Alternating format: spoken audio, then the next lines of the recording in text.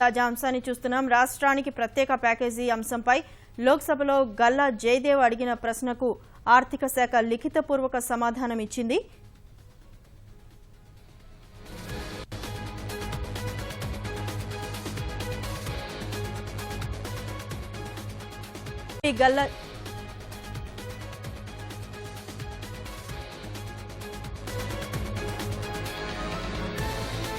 లోక్సభలో ఎంపీ గల్లా జయదేవ్ అడిగిన ప్రశ్నకు ఆర్థిక శాఖ లిఖితపూర్వక సమాధానమిచ్చింది. పోలవరం ప్రాజెక్టుకు 100% నిధులు సమకూరుస్తున్నామని, గతంలో ఏ రాష్ట్రానికి ఇవ్వని సాయాన్ని ఏపీకి ఇస్తున్నామని కేంద్రం తెలియజేసింది.